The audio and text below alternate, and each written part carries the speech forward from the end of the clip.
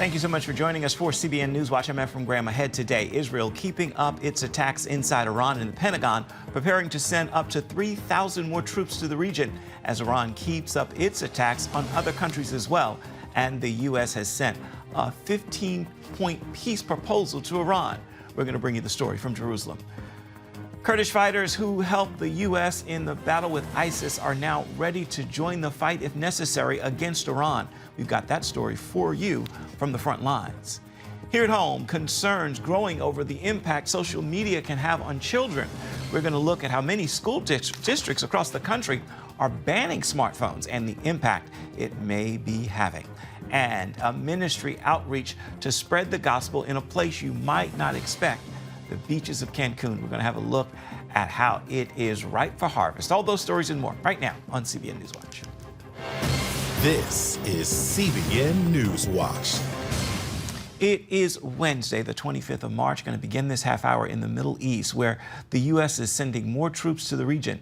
Here at home, President Donald Trump says a deal with Iran may be within reach. The Secretary of State and the Defense Secretary are pressing Iran to attend peace talks in Pakistan amid the ongoing warfare with Iranian forces. CBN Middle East correspondent Paul Petitte has this story. He's reporting from Jerusalem today. Israel continues striking inside Iran, while Iran and Hezbollah fires back. One woman was killed Tuesday night in the Galilee region, killed in a Hezbollah rocket attack. The Israeli defense minister now says troops will maintain a security zone in southern Lebanon until Hezbollah's threat is removed. But as the war rages on, President Trump says peace talks with Iran are underway.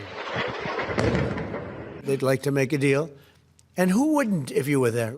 Trump says a team of top officials, including Secretary of State Marco Rubio and Vice President J.D. Vance, are leading the effort and pushing for a peace summit in Pakistan, according to the Times of Israel. Reports say the U.S. has delivered a 15-point proposal targeting Iran's nuclear program, ballistic missiles, and control of the Strait of Hormuz.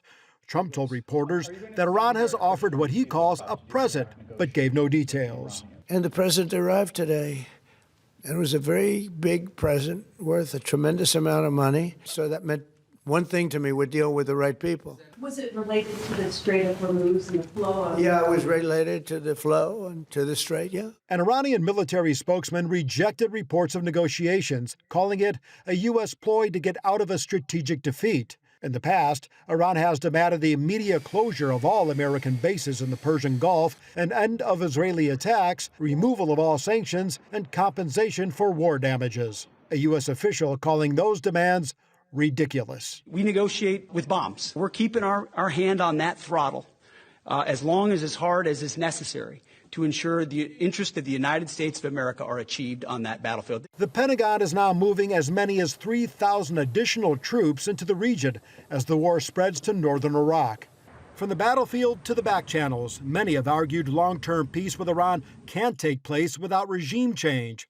Trump says it's happening. We have really regime change. You know, this is a change in the regime. Because the leaders are all very different than the ones that we started off with that created all those problems. While Israeli officials are doubtful that peace efforts will bear fruit, Gulf states are said to be alarmed at the prospects of a deal. The leaders of Saudi Arabia and the UAE reportedly are privately urging President Trump to continue the war until Iran is no longer a threat to the region. And Paul is here now to continue our coverage. So, Paul, what other details can you share about President Trump's 15-point plan with Iran? Yeah, good morning, Ephraim. The proposal centers on Iran giving up its nuclear program. That includes dismantling key facilities and stopping uranium enrichment, which, of course, has been the demand from the very start. Trump also wants Iran to halt their ballistic missile development and support for any proxy groups like Hezbollah. Now, in return, the U.S. would lift nuclear-related sanctions and allow a civilian nuclear program under international monitoring. The plan also calls for reopening the Strait of Hormuz to stabilize global energy markets. Now, to make this all happen, a New York Post report says the deal includes a temporary ceasefire window to allow negotiations to continue. So overall here, it's a maximum pressure framework pairing major concessions from Iran with economic relief and security guarantees from the West. Back to you. On the other side of the table is Iran with other demands. What other demands do they have to end this conflict? Yeah, Iran is pushing back hard. They're demanding a complete lifting of U.S. sanctions as a condition for any deal here. And according to the Wall Street Journal, Tehran is also seeking reparations for damages from U.S. and Israeli strikes during the war. Now, officials want to keep their ballistic missile program intact, which is a major sticking point for Washington and likely a non-starter for any of these talks. Iran has also called for the removal of U.S. military presence in the region, including bases in the Gulf, which can likely be another sticking point here. And perhaps maybe most significant, Reuters reports that Iranian leaders are deeply skeptical of U.S. intentions, questioning whether any agreement would hold with the United States. And of course, based on their history, the U.S. has little reason to believe Iran will hold up their end of any kind of bargain here as well. Efrem? These U.S. troops being sent to the Middle East, where are they coming from and what will they be doing? Yeah, good question. The troops are coming from the 82nd Airborne Division. That's an elite rapid response force. They're based in the U.S. And according to the Wall Street Journal, about 3,000 paratroopers are being deployed. And this is part of a brigade combat team and a command unit. You know, they're trained to deploy within hours, including parachuting into hostile areas to secure any kind of targets like airfields. So their mission here could include protecting strategic locations, supporting allies, or preparing for possible ground operations. So in other words here, they're ready for pretty much anything and everything. Now, officials also say the deployment gives the U.S. more options here, from any kind of deterrence to direct military action if diplomacy fails. Efrem? Now, you mentioned Israel plans to hold a security zone in Lebanon. How will that help tackle the threat from Hezbollah? Yeah, the idea here is that Israeli security zone in southern Lebanon would create sort of a buffer between Hezbollah forces and its northern border. The goal here then is to push Hezbollah fighters and rocket systems further away. Makes cross-border attacks much more difficult. Israeli officials believe holding territory will allow their military to monitor as well as strike threats more quickly, and also gives Israel a forward operation area to prevent Hezbollah from rebuilding infrastructure near the border. So overall here, the strategy is designed to create long-term deterrence, not just respond to attacks after they happen. And, you know, if we have a minute here, I'd like to share something. I mentioned the woman who was killed in northern Israel in the Galilee region in a strike overnight. Her name is Nuriel Dubin. She's 27 years old. And this is the human part of the tragedy and the war that's going on. Friends are saying, obviously, thoughts and prayers are with her. But Nuriel, she was about to get married. She served as an IDF reservist. She was a caregiver. She was killed in those attacks. This all happening shortly before that Hezbollah attack overnight. So the very human cost of very real lives in this war here in Iran. Indeed. Prayers for our family. Paul Petitte, thank you so much for your insights. Kurdish fighters who helped the U.S. in the battle with ISIS are now prepared to act against Iran if the conflict spreads. George Thomas reports now from the front lines, where scars of a recent Iranian strike remain fresh and the threat of more is never far away. At this housing block for Peshmerga families in northern Iraq, fighters point to damage from that rocket strike. Twisted metal, shattered concrete, and shrapnel-riddled walls tell the story. The attack killed one and injured two others. When I see this scene behind me, I feel a stronger desire to take revenge on those who killed my friend in the attack. We will continue this fight. Ruba Leylaki, a veteran with the Kurdish fighting force, gave CBN News a tour of the position. She talks about Iran's constant threat. The Iranian regime is always carrying out terrorist activities. They continue to attack us and our bases. These fighters are part of the Kurdish Freedom Party, also known as PAK, which has long opposed the Iranian government and operates along this mountainous region. Despite the recent attacks, fighters like 21-year-old Juar, nicknamed Sniper, are not backing down. I'm not afraid to die. Honestly, it would be an honor to give my life for my people and my country. While they're not yet mobilizing, they're not standing still either. And as attacks like this one show, they are far from safe. The US and Israel need to keep working to weaken this regime, and we will continue doing what we can to protect our people. While the Peshmerga fighters that I've spoken to here say they are open to the idea of working with outside forces like the United States and Israel, they absolutely insist that they at least need help from both these countries. This regime is powerful, and taking it down will require international support. There's no question about that. But now is the time for a no-fly zone in western Iran, so Peshmerga fighters can move more freely across the border.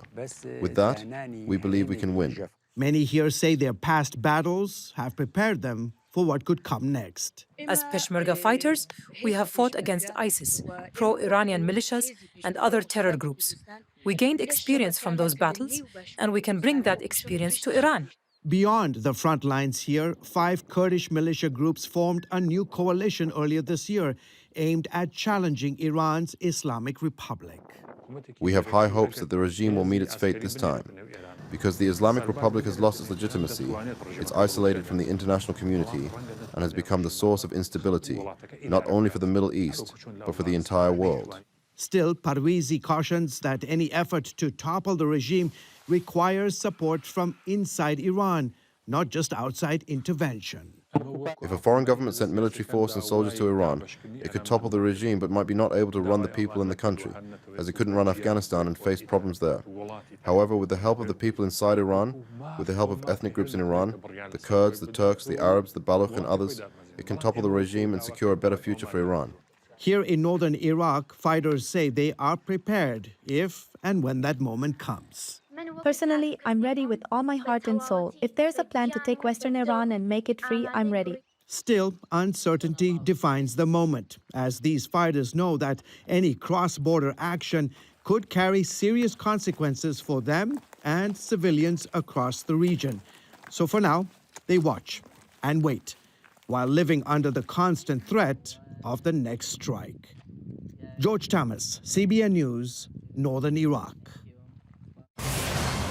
Coming up, concerns rising over the effects of social media on young people. A growing number of states and schools are banning smartphones for children. We're going to show you what effect it is having when we come back. You're watching CBN News Watch.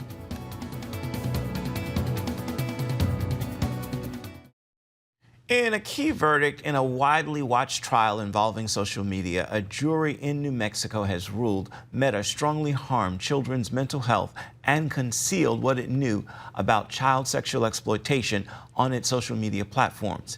Meta is the parent company of Facebook, Instagram, and other platforms. The company was hit with a $375 million penalty. The decision comes as more and more school districts are taking action to ban smartphones. CBN Washington correspondent Jenna Browder explains why they're doing this and the impact we're seeing. Cell phones are part of growing up today. Most kids have them, and if they don't, probably pressure their parents to get one. But things are changing, at least at many public schools. Right now, 36 states restrict cell phone use in some way, and 18 states have full bell-to-bell bans in public schools. Plus, a 2024 American Association of Educators survey shows 70% of teachers want them banned during the entire school day. In Michigan, a bill on the issue was signed into law in February.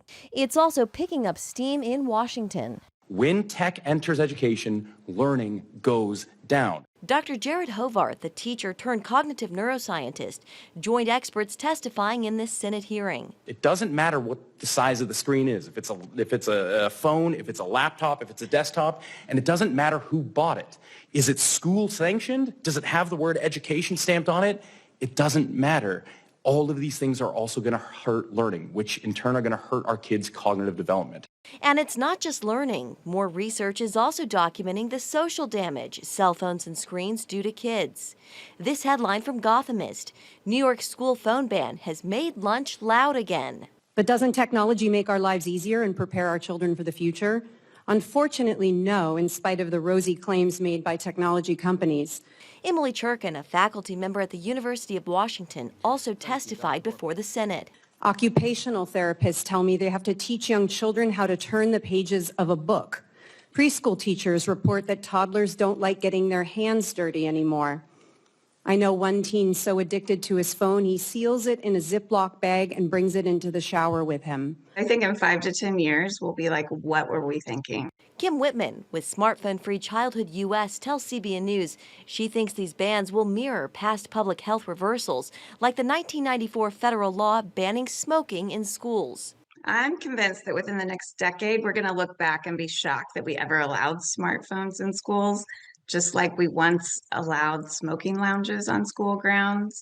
They're both health-harming products, and they're destroying kids' ability to focus, their health, and their well-being. In terms of how these bans work depends on the state and school district. Some have students place their phones in secure pouches. They keep the pouch but can't open it until the end of the day. Others use classroom phone caddies that are mounted to the wall. Phones go in during class and come out at the end. Another method is to have students place their phones in lockers or lock boxes for the day. And beyond support from teachers, these bans have been largely met with support from parents who want their kids to thrive academically and socially. Maybe not surprisingly, they are generally less popular with students. In Washington, Jenna Browder, CBN News. Spreading the gospel in an unlikely location, the party spot of Cancun. We're going to bring you a look at the ministry outreach there. Right after this, you're watching CBN News Watch.